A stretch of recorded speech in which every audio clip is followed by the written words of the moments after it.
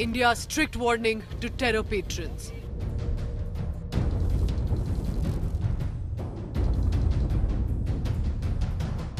Security, strategy and strong words.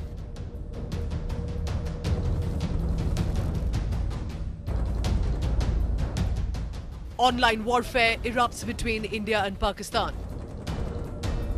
Crackdown on misleading Pakistan channels.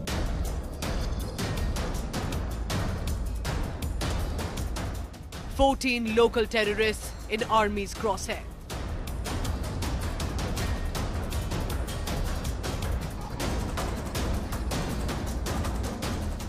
Spy agency's kill list of terrorists only on India Today.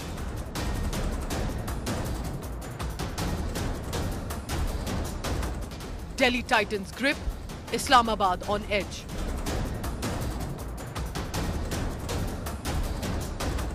No space for terror in Naya India. Top focus only on 5 Live.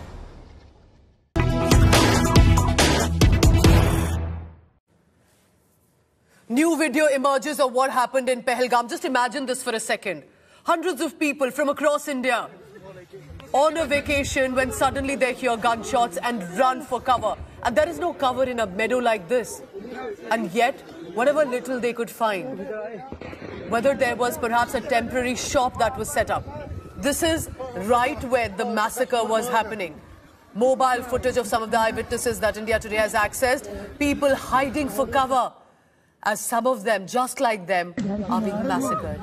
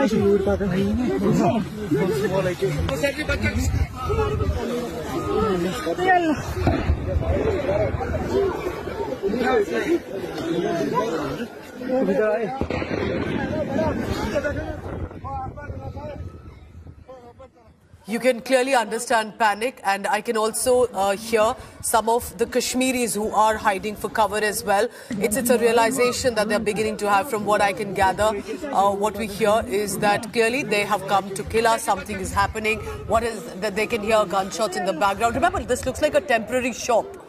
Let's try and ascertain the details in it. Mir Farid joining me from Srinagar. Arvind Oja also joining me live on this. Farid, you first take me through this video. Help explain, because in a meadow like this in Baisaran, you and I know that there wouldn't be areas to hide for cover.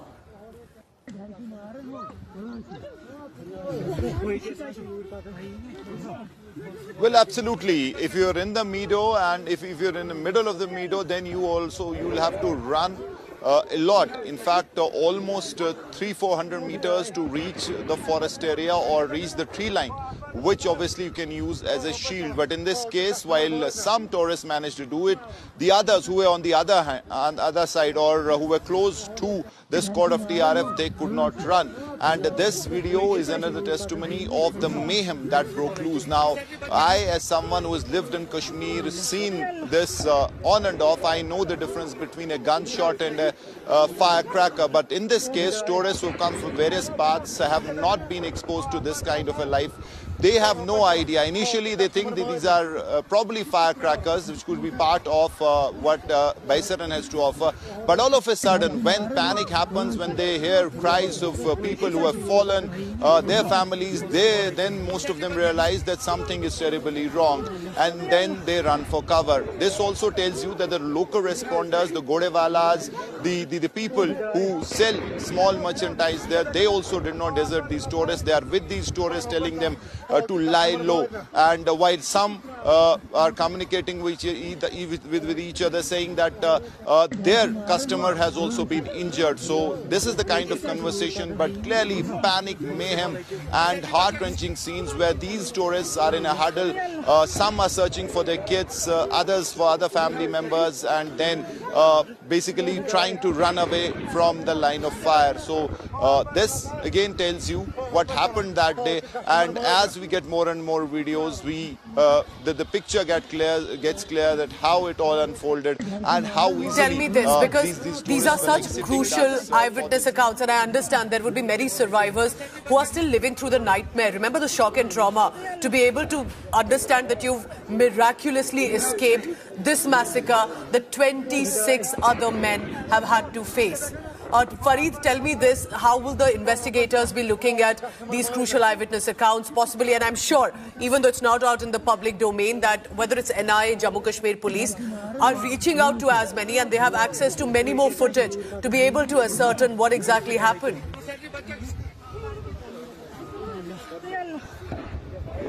Well, Pooja, this case is now, the investigation is firmly in the domain of the NIA. Multiple NIA teams are camping in Pahalgam. They're being held by the local admin, by the police. And I can tell you that first, we've been told that all the godewalas, everyone who was there in Baisar, locals, be it the service providers, anyone who was there has been connected with their numbers, their details, their accounts have been registered. Now, post that, you will also have the accounts of the crucial eyewitnesses, the tourists, who could be really of great help in identifying the people who came in firing. So all these things are happening. That is the other part of the investigation. And then also the evidence at the crime scene, including the bullets, the footmarks, everything is being scanned, searched, and thorough investigation is underway. Now, that is the NIA style of doing things. But on the other hand, you also have the other operation where this Falcon squad of the TRF is on the run. The security forces are on their hot trail, and hundreds of troops are on it. Obviously, a lot of pressure from the government of India because they want results. The Home Minister has made it clear that the belt forces need to produce results because Chuk has happened, but now it's not the time to discuss that. It's the time for action, and they need to produce results. But lessons will have to be learned. What exactly happened? What exactly happened in a meadow? At that pressure, those questions also will be asked, and rightly so. Just listen in again. What happened in Pahalgam? This is a fresh video India Today has accessed. Investigators are looking at this too. How people, innocent tourists, huddle for cover.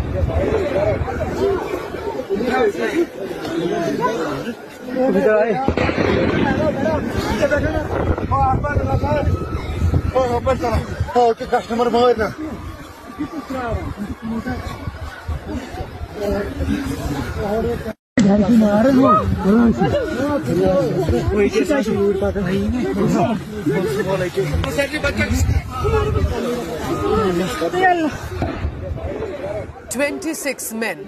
As we look at these visuals, remember, massacre, 25 of them identified and targeted as per survivor accounts. Pakistan-sponsored terrorists, possibly with local active terrorist support as well, were able to shoot dead at point-blank range innocent people, tourists on vacation. Lashkar terrorist Adil Thokar is one of the prime suspects, but the hunt is on clearly, not only with regard to the terrorists still hiding in the jungles, but also a retaliatory strike. I want you to take a look at the special report of the hunt for terrorists and supporters of terror.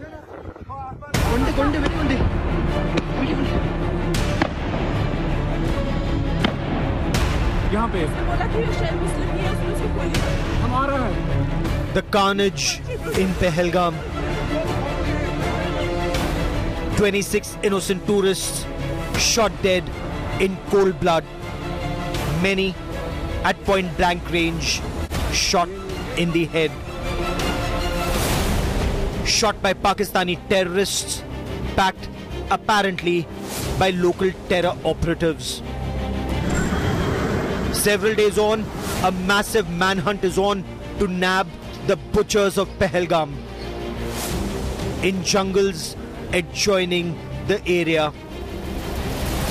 The security forces are using sophisticated state-of-the-art scanning equipment. It has now been revealed that the terrorists may still be holed up in the forests of South Kashmir, not far from Pahalgam. The security forces were close to the terror hideout at least twice, but the terrorists seem to have escaped at the last moment.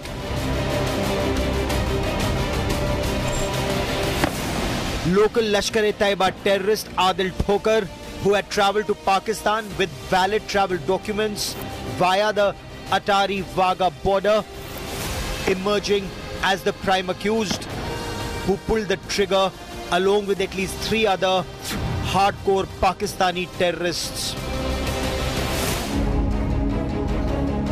The forces have meanwhile begun identifying and neutralizing the bases of local terrorists who provided logistics and support to the Pakistani terrorists. Their homes are being blown up using improvised explosive devices to send across a clear message that bleeding India and killing Indians will come at a terrible, unaffordable cost for the radical terrorists.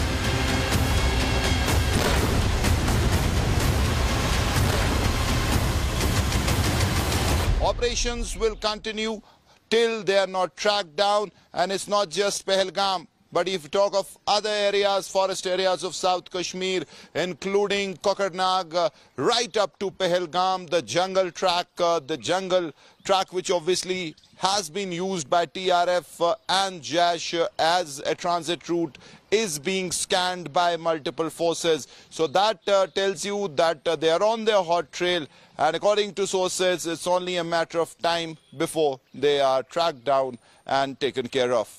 Captain Muzaffar Ahmed, Mir Farid, Srinagar for India Today. Mir Farid continues to be with us. He's been consistently tracking all the updates from Pahalgam to Srinagar. This is the latest video on your screens, another fresh video of how tourists are hiding for cover.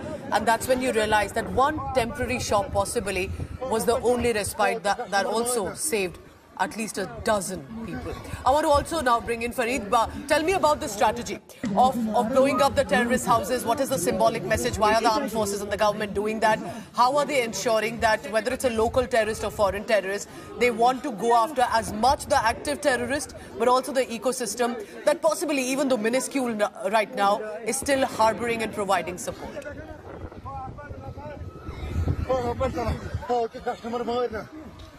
Well, Pooja, in the last some time, the number of local cadre has come drastically down. It used to be in hundreds. Right now, hardly 10 to 20 are active. Yes, there is an OGW network, but more or less 90% of which is smashed. But then you have sleeper assets of the handlers of Lashkar and Jaish who are there in the forest area because they know if they come down, they will be taken care of, such as the intel network of the security agencies as far as Kashmir hinterland is concerned. So the new strategy is to stay in the forested area. So that is something that is an issue, because to launch an operation in the forest, it requires time. It is tricky considering the jungle terrain, and you have to be patient to ensure that you don't get casualties in the first contact. So those are the challenges as far as security agencies are concerned. But to your question, the blasts that have happened, at least 9 houses have been blown up. Then there was hue and cry from people that the neighboring houses, some of them have been damaged. So now it seems that we may see that action slowing down because the message has already been sent. As you rightly said, it was symbolic, but this was a message of intent from the government of India that these acts will not be tolerated. While dealing Pakistan is a separate subject, but dealing the enemy within is something that they'll take care of immediately. So those blasts have happened, but then there is also a section, Pooja, where you have to understand that a lot of effort has gone into bringing Kashmir to where it was before the Pahalgam attack. Now this is an aberration, this is one of its kind attack, but previously things had stabilized, peace prevailed, stone pelting is gone. So that aspect also government has to undertake, because these blasts should not trigger a new narrative, and that is why the message has now been sent. So probably we'll see this action ceasing as of now, and then they're taking the other operations forward. That Farid is making. Fair point, Farid, because remember the fact is, and there's a reason you see so many Kashmiris coming out to protest as much, because in the past 5 to 6 years at least, they had also started to see the normalcy, the change, the transformation that had come, and it was a collaboration from the government and from the people on the ground, and eventually you will need that support of the local population. Farid, stay on with me. Arvind Ojha also joining us. He also bringing us the video right now on your screen as the hunt is on for the terrorists presently. And viewer, you must understand, these are forest belts. It's very difficult as a terrain to operate in. A lot of these jungles had been flushed out of the jihadists. However, as we saw in this case, there are still a few active terrorists who managed to sadly successfully carry out this massacre. Arvind, मैं आपको अब लाती हूँ इस telecast में कि जब हम ये वीडियो देख रहे हैं, जो फ्रेश वीडियोस आए हैं और डिटेल्स जो आ रही हैं, ये क्या दर्शाता है? किस तरह से एक आइडेंटिफाई करके, टारगेट करके मैसेकर ऐसी जगह चुना गया जहां छुपने की भी जगह ना मिले? बिल्कुल, और पूजा और इंडिया टुडे की टीम, मैं खुद भी इस बैरसन घाटी पर गया हुआ था। बिल्कुल आपने सही कहा, और वीडियो अगर ये इंडिया टुडे ने फ्रेश वीडियो एक्सेस किया है जिसमें जो टेररिस्ट है वो बाकायदा फायरिंग कर रहे हैं और जो टूरिस्ट है वो बचने की कोशिश कर रहे हैं। वहाँ पर जो घोड़े और खच्चर वाले हैं वो भी टूरिस्ट को सेफ कर रहे हैं। ये जो वैली है इस पे बाकायदा प्रॉपर इसको रैकी करने के बाद तब जो आतंकवादी थे उन्होंने अटैक किया था, क्योंकि ये काफी ज्यादा ऊंचाई पर है। पूजा, अरविंद, अब आप हमें ये भी बताइए कि किस तरह से स्ट्रैटेजी है सरकार की। सवाल उठ रहा है कि टेररिस्ट अभी भी उन जंगलों में है, इवन दो ये एक इंसिडेंट हुआ है इतने सारे एफर्ट्स के बाद, इतने सालों के एफर्ट्स के बाद। किस तरह से स्ट्रैटेजी रहेगी सरकार की और ग्राउंड पे किस तरह का सेंटिमेंट आप देखते हैं? देखिए, जो ये पूरा फॉरेस्ट एरिया है और हमने वो दिखाया भी था कि किस तरीके से, किस रूट से फॉरेस्ट एरिया से जो टेररिस्ट हैं वो इंटर करते हैं और वहीं से एग्जिस्ट करते हैं। काफ़ी ये डेंस फॉरेस्ट है, काफ़ी घना को वहाँ पर कोहरा भी रहता है, तो वहाँ पर जो सर्च ऑपरेशन है वो भी चलाना मुश्किल है। लेकिन जो सिक्योरिटी फोर्सेस हैं वो लगातार कॉम्बिंग ऑपरेशन चला रही है और जो सोर्सेज हैं, इंटेल सोर्सेज हैं, उनका कहना है कि बहुत जल्द जो पहलगाम में जिन्होंने आतंकवादी हमला किया था उनको उनके अंजाम तक पहुँचाया जाएगा। पूजा, अरविंद, एक आखिरी सवाल अगर आपके लिए कंफर्टेबल है, क्योंकि मैं समझ सकती हूँ सिचुएशन भी सेंसिटिव है। अब आप किस तरह से देखते हैं, लोगों में भी गुस्सा है लोकली, क्योंकि इस वीडियो में भी सुनाई दिया जा रहा है कि जिस तरह वहां पे जो लोकल्स थे वो भी वहां पे पैनिक में है, वो भी समझते हैं कि कैसे कस्टमर्स को मारा जा रहा है। तो एक तरह से गुस्सा लोकल्स की तरफ से भी आया है पाकिस्तान के खिलाफ। आपने बिल्कुल सही कहा, मैंने पहलगाम से लेकर कुपवाड़ा तक हर जगह विजिट किया है। लोकल कश्मीरी भी ये जो टेररिस्ट अटैक है उसको कंडेम कर रहे हैं। वो भी काफी ज्यादा दुखी है, क्योंकि देखिए ये टूरिस्ट एरिया है, यहाँ पर टूरिस्ट आते हैं जिससे उनकी रोजी रोटी चलती है। तो ऐसे में जो टेररिस्ट अटैक हुआ है, कहीं ना कहीं उनकी इकोनॉमी पे भी फर्क पड़ रहा है। और वैसे भी जिस तरीके से टारगेट किलिंग की गई है टेररिस्ट के जरिए, उसके बाद लोकल जो कश्मीरी उनमें भी काफी ज्यादा गुस्सा है और उसको लेकर एक बड़ा विरोध प्रदर्शन भी कश्मीर की सड़कों पर हुआ। कई दिनों दुकानें भी बंद रखी है। Yes. And Mir Farid constantly updating us from on the ground, different perspectives, updates coming in for the viewer. Yes, Arvind, keep tracking the latest. Farid, thank you very much for now. So this is the fresh video on your screens. We'll continue to get you updates. And a reminder, don't move on so easily. We are talking about 26 individuals. 25 while were targeted. Also remember that one local Kashmiri Muslim who reportedly tried to intervene. One of the few ones who tried to act brave took on the terrorists. He was also not spared. A reminder that Pakistan terrorists do not care for the Kashmiris either.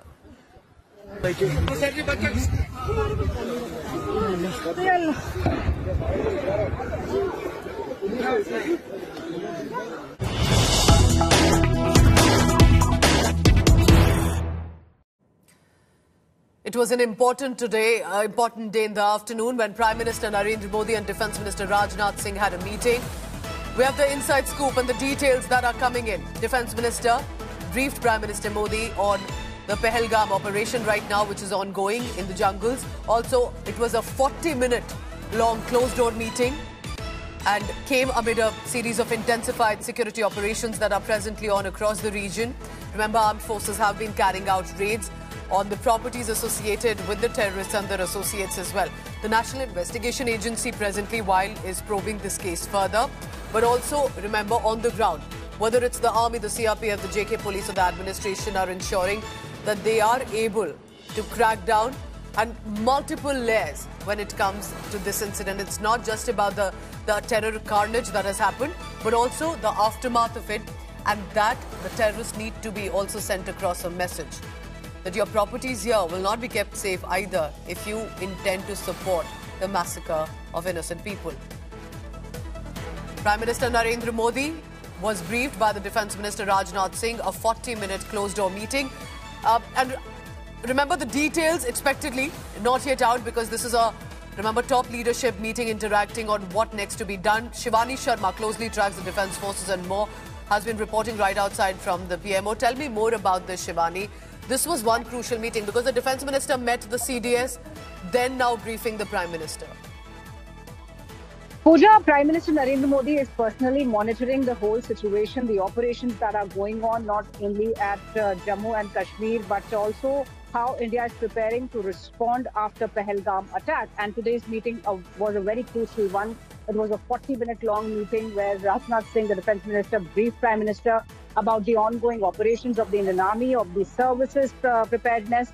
And also, this was a meeting after the briefing of CDS was done to the Defence Minister yesterday. And even before that, the Chief of Army Staff to himself visited on ground in Jammu and Kashmir, had briefed the Defence Minister. So all in all, every day, Pooja, Prime Minister is taking stock of the situation, and the Defence Minister briefed Prime Minister about the details of the ongoing operation and even how India is preparing to respond in a befitting manner.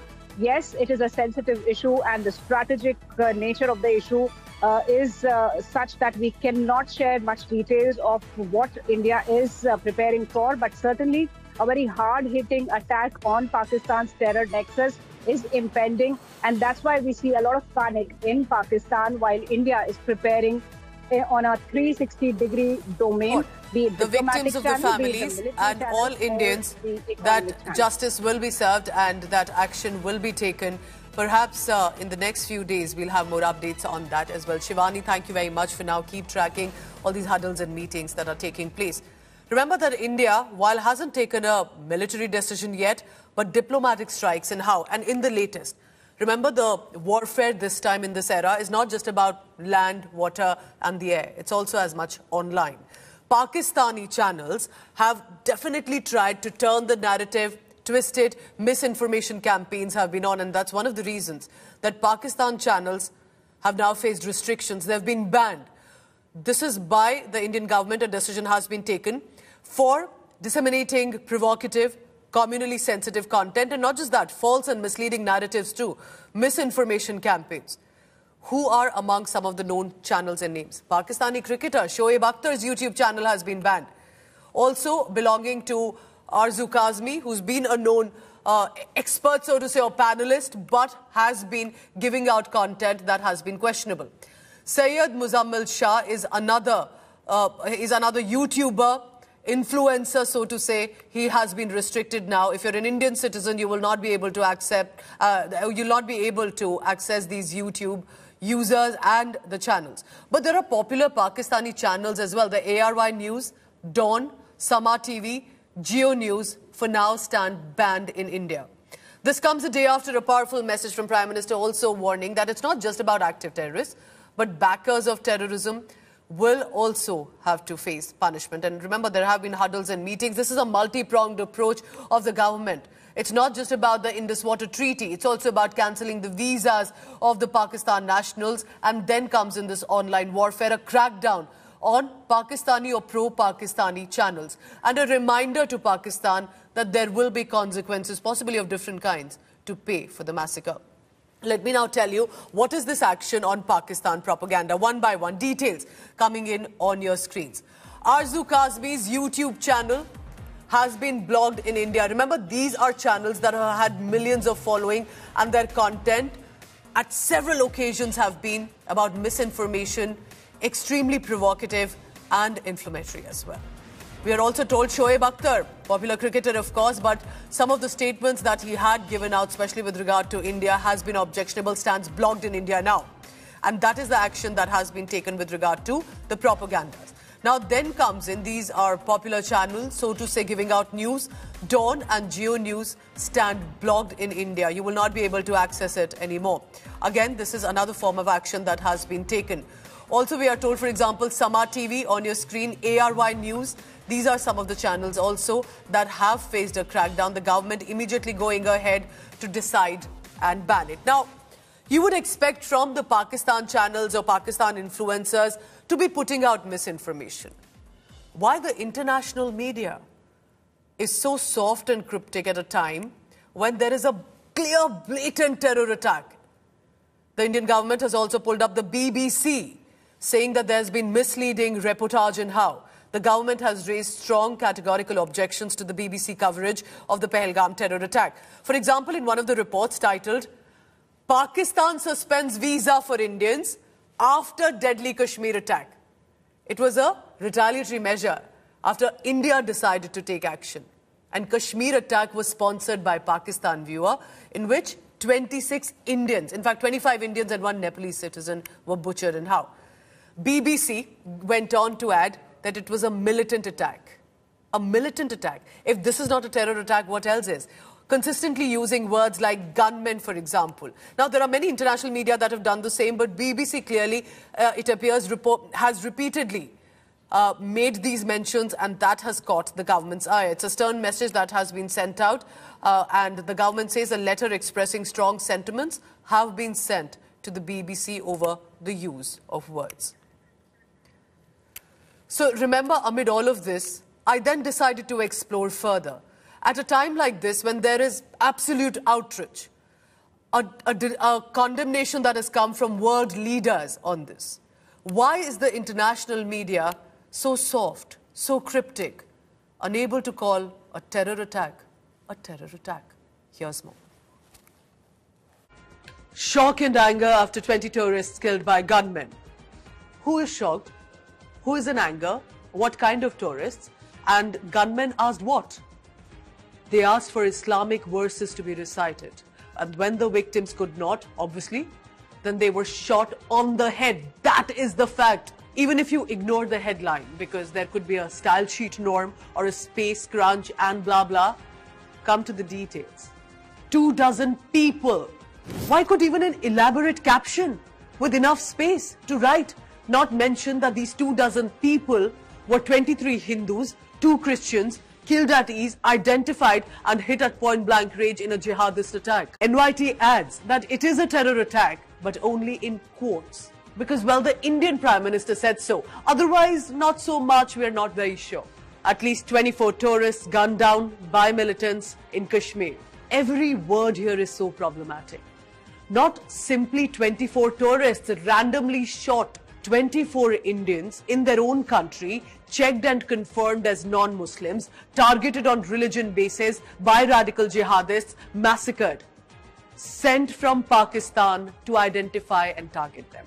Were lined up, sidelined, asked to kneel, trousers pulled down for some of them, targeted on identity basis, leaving their women, mocking the families. Does any of this sense come from the headline that you just read here? The world is taking note. The world's leaders are speaking and acknowledging. Why are then some in international media either soft peddling and honestly not even reporting at a mass level as this should have been? The Associated Press and other foreign agencies are more interested to use safe words. But their focus still is to ensure writing, rather, India administered, India controlled, rather than detail what unfolded in Pahalgam. First of all, let me break some misconception for you once and hopefully for all. There is no Indian-occupied Kashmir. That's ignorance. Kashmir is the land of Shaivism, Lord Shiva and Ma Parvati, even before Islam was born. Maybe the international media does not care about Indians or Hindus, the brown people, you know. But I'm sure they care about the Israel-Palestine conflict. They've reported on it extensively. Did you not see similarities in the 7/11 massacre and 2204 for India? Not a coincidence. Hamas extremists were seen in Pakistan-occupied Jammu Kashmir in February. Look at these images. Similar strategy then was used on how Hamas had carried out the massacre on 7/11 was carried out in Pahalgam. The same high-tech equipment, body cam footage, helmets, targeted, identified attacks. International media cannot see what the world observers clearly can. The international media reported extensively on ISI-style executions. And today, you intend to soft pedal because Indians and Hindus are the victims. However, there's been a turning point as well. World leaders have united in this fight against terror, expressing support and solidarity. Some of these leaders from the USA, UK, France, Italy have spoken personally to Prime Minister Modi, expressing solidarity and support. Here's a special report on at least how the world leaders have taken a side and is to stand with India.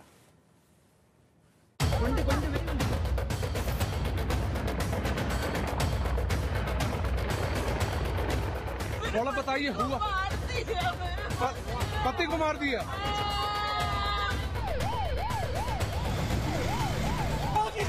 मुर्दाबाद मुर्दाबाद The world is standing with India in this fight against terrorism.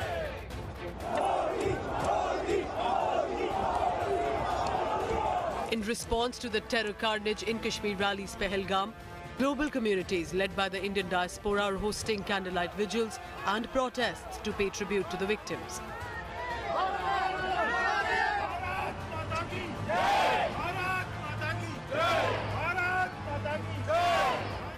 The Indian diaspora gathered outside the Indian High Commission in London, holding a vigil to remember the Pahalgam attack victims. Pakistanis also turned up outside the Indian High Commission in a counter-protest, claiming that Pakistan had no role in Pahalgam attack despite glaring evidence. That is the support shown by vehicles that are passing by, and these are on the other side, and it seems that the distance is quite a bit, so there won't be hopefully any confrontation or escalation, and they would be kept separate from each other. The Pakistani origin people who have turned up outside the Indian High Commission saying that they shouldn't be blamed for the Pahalgam attack. We want to send a message that we are here for peace. We are against terrorism, and we are against the continuous terrorist attacks on innocent people.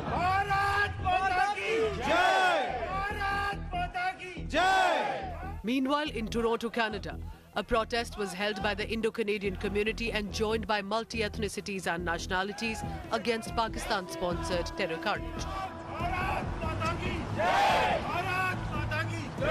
people from the Baloch community, all different communities coming together to say, you know, we stand with the victims of the terrorist attack, not the perpetrator, because Kashmiri Hindus have faced, you know, 7 genocides in their history, going as most recently as 1990, and if we don't stand up and if the world doesn't take a strong position, they could face an 8th.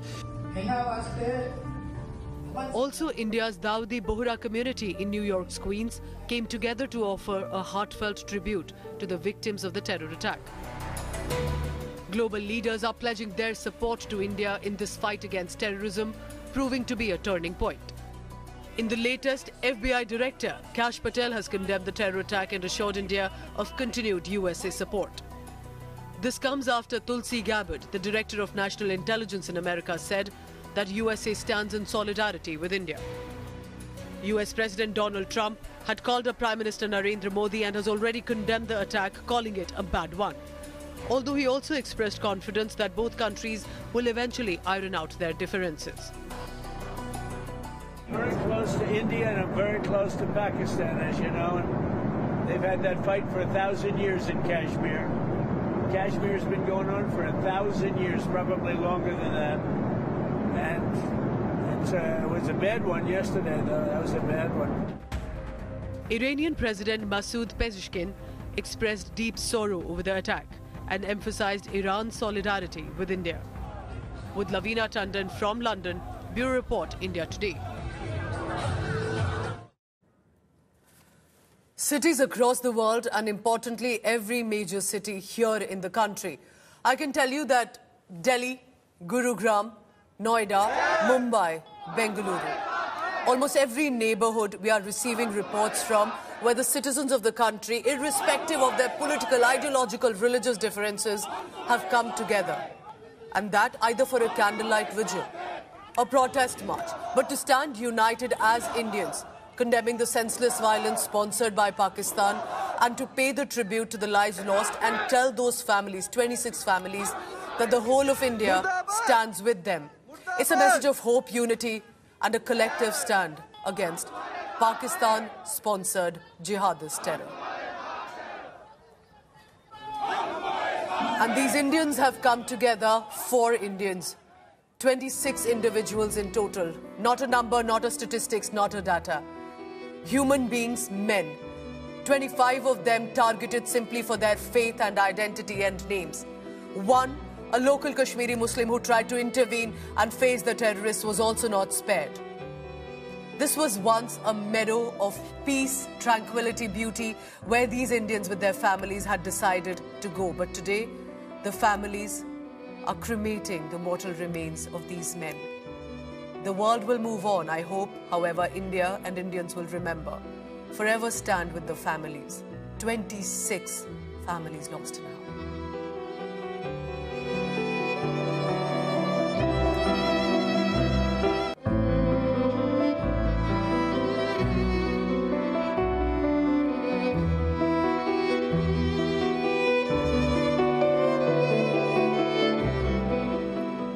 India and France have signed a game-changer Rafale deal. This is a major boost to the naval power. India has signed an intergovernmental agreement with France to procure 26 Rafale marine fighter jets, and that will be for the Indian Navy.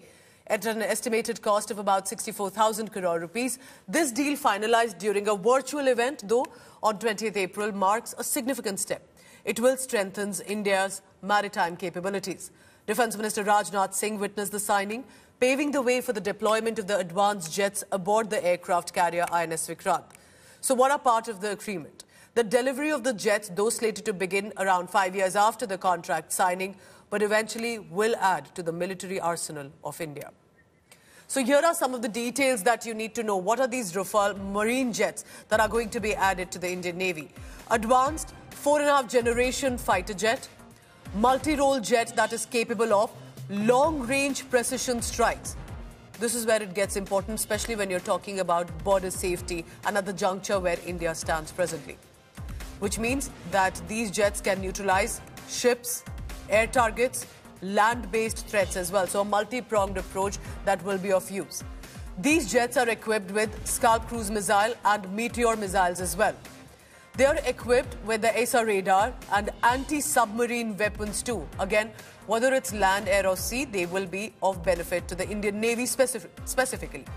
It boasts of Spectra electronic warfare suite. So these are cutting-edge high-tech technology that has been added. Remember, of course, it will be added to the fleet in the next few years. However, it is also a reminder of how India, France have been collaborating consistently when it comes to the defense sector. It is also in addition to how France, even in the backdrop, in the aftermath of the Pahalgam terror carnage, was one of the first countries to not just put out a statement of condemnation, but their leader personally called up Prime Minister Modi to express solidarity and support. We've had Rafale jets, remember? Then come in the Rafale Marine jets. They will be added to the Indian Navy, and that addition is definitely going to ensure that Indian Armed Forces, will be prepared just in case needed for self-defense. Remember, India believes in restraint, in ensuring peace with its neighbors, but sadly we increasingly every day realize the kind of rogue nations as neighbors that we have. Shivani Sharma joining me, closely tracks the defense forces. Tell me more about this Rafale Marine jets, Shivani. What does it mean? It was though a virtual event, but how will it add to our arsenal? Pooja, this has been the biggest deal when India will now be getting 26 Rafale Marines for the Indian Navy, and these Rafale Marines will be deployed on the aircraft carriers of the Indian Navy, the INS Vikrant and INS Vikramaditya. And it means that this would be a game changer for Indian Navy, especially in the time when we see a lot of muscle flexing happening in the Indian Ocean region by China. And India, and especially Indian Navy, has been involved in complex operations across these blue waters, and also strengthening ties with its friends, the friendly foreign navies. So this is defense diplomacy to Navy, and these Rafale jets will be inducted into the Indian Navy. The first batch will start coming into India by 2029, and the complete order will be done by 2031. 22 of these will be single-seater Rafale Marine jets, while 4 will be the trainers. There will be RMO, that would be the facility for the repair and maintenance, that will also be included in this deal. Also, the simulators for training purposes will include in this particular deal. So this is actually a big deal, Pooja, that will give the Indian Navy more teeth in the blue waters. Shivani, thank you for the updates, and we'll be tracking more of this deal and as and when it starts getting added to the fleet. Thank you very much for now. Remember why this is important. The Indian Navy is set to bolster the aerial defense capabilities with the induction of the Rafale Marine fighter jets. It will be a game changer in modern warfare, but how? India Today's managing editor Gaurav Sawant explains and helps you understand why this India-France deal is so significant.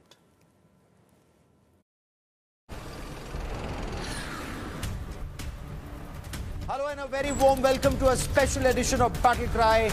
I'm Gaurav Sawant.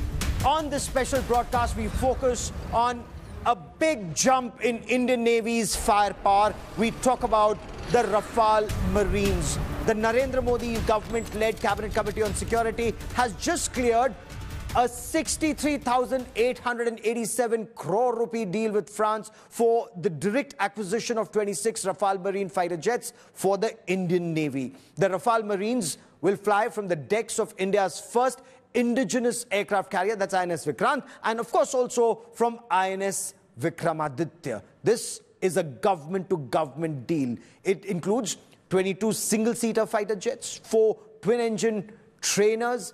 Then it includes the weapons, the simulators, crew training, and 5 years of performance-based logistics support.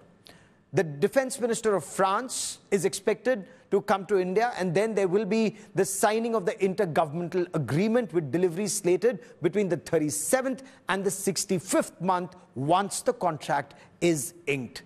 So all these 26 Rafale Marines are expected to be in India by 2031. There are several advantages, experts say, of the Rafale Marines. Both the Indian Navy and the Indian Air Force will be flying the Rafales. The Rafale Marine shares between 80%, as some argue, or 90%, as some analysts say, commonality when it comes to components with the Indian Air Force that flies 36 Rafale fighter jets. And this would help streamline logistics, maintenance, and training. It would reduce long-term costs.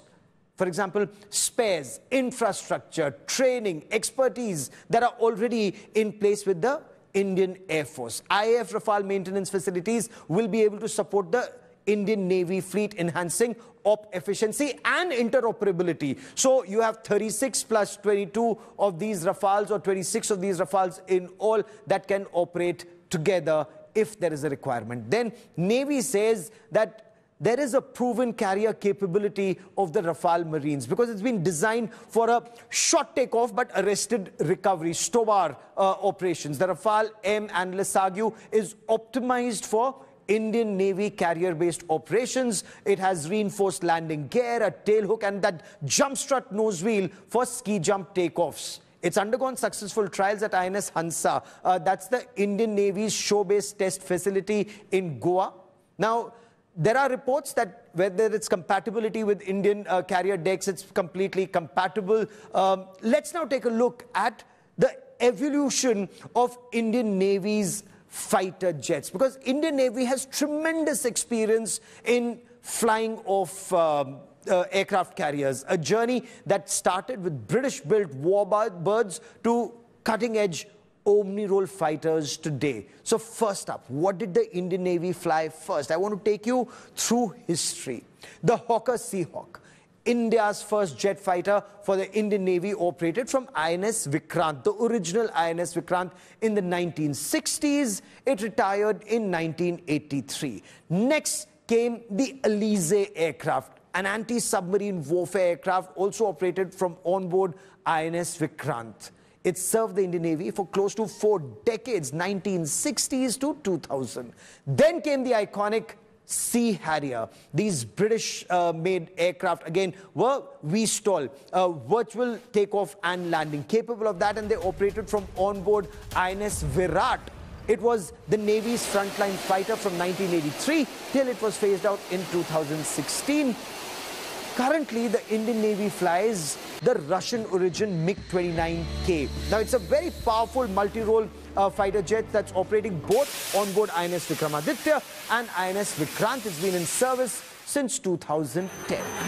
But the future, or at least what's coming in the next couple of years, once the deal is inked, are the Rafale Marines set to join the fleet, marking a new era in Indian Navy's aviation with unmatched carrier-borne capabilities and modern technology. So from the Seahawk to the Rafale M, Indian naval aviation has transformed, as the Navy says, into a force that's completely capable of projecting India's power across oceans. And with the Rafale Marines on the horizon, the Indian Navy is ready to make its presence felt in a much stronger way in the years to come, from the North Arabian Sea to the South China Sea and beyond.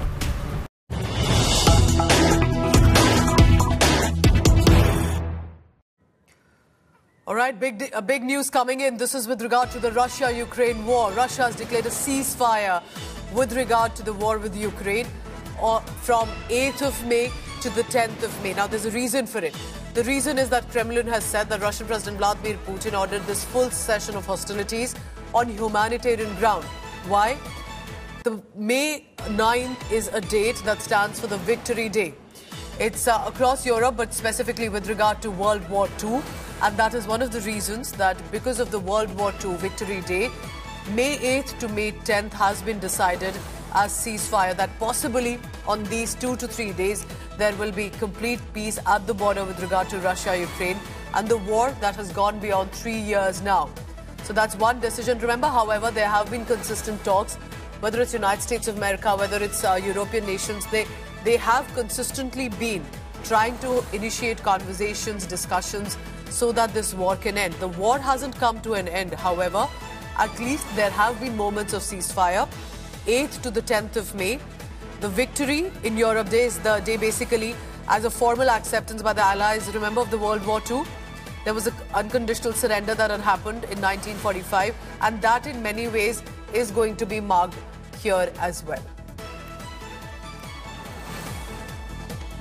India Today's Foreign Affairs editor Geeta Mohan joins me for the latest on that. And these are, remember, observed by Russia, former states of the Soviet Union as well. Tell me more about this, Geeta. Why this date for ceasefire? And do you think there will be at least 3 days of peace in the region? Well, 3 days of peace is what Russia wants. This is May 9th, Victory Day celebrations, where Russia, as part of the Allied forces, had won the World War II against the Nazi Germany. And it's a very important day for Russia. Russia emphasizes the importance and how Russia stood on in the right side of history. On the 9th of May, Pooja, there are going to be very important dignitaries, which according to some reports include Chinese President Xi Jinping in Russia celebrating Victory Day. In such a scenario, they would not want a situation where there is a security threat of any kind, given the fact that there have been drone strikes that have reached Moscow too. So they do not want a situation where there is a security situation or security-like situation or a threat of any kind. And therefore, from the 8th to the 10th, from the time when leaders start arriving to the time when leaders start leaving, is the window that they want to ensure that there's absolute And can that window be extended, Geeta? Of course, we'll be tracking all the latest on that. At least 3 days of peace in the region. Can the world leaders come together to ensure it can be extended to? Geeta Mohan with this big breaking coming in on International News. Thank you very much for now. I'm wrapping up the 5 Live. Thank you so much for watching.